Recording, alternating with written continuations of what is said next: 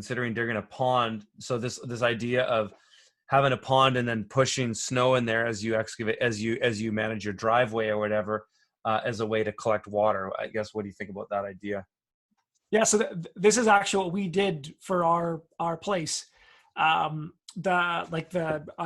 We built a pond kind of centrally located in our yard site for several reasons. One, it was we wanted to catch kind of the water from our roads and put it into productive use, but we also wanted a place to kind of to push snow. The other thing is we wanted it to be for fire suppression. So like from that one point, we can drop a gas powered fire pump into the water, and we can reach all of our buildings on the farm from one location. And later on, it became part of our duckweed system. So absolutely, that's a fantastic use for it. The one thing that I wish we would have done differently is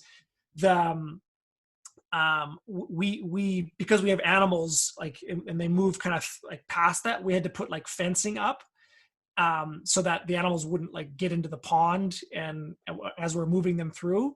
But we use permanent fencing, and particularly like the animals move a lot through there in the summertime.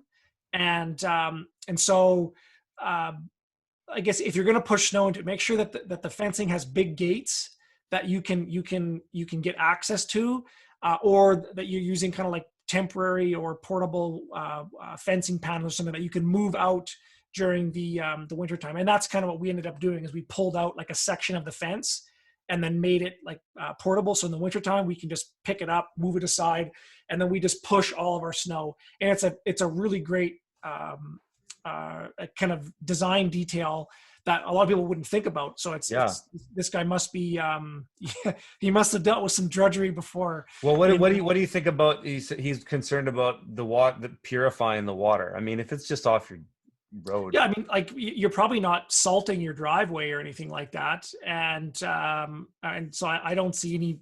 Just plant some cattails around it and some aquatic plants, and just monitor for.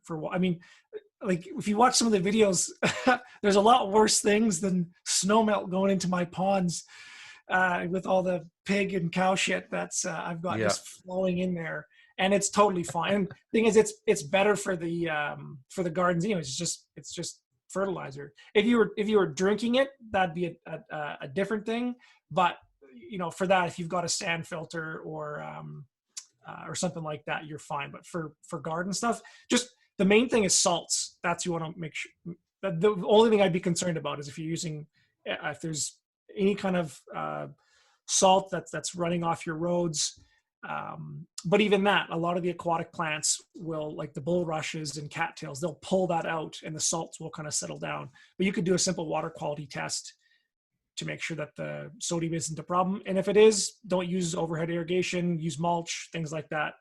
I don't see it as a big problem.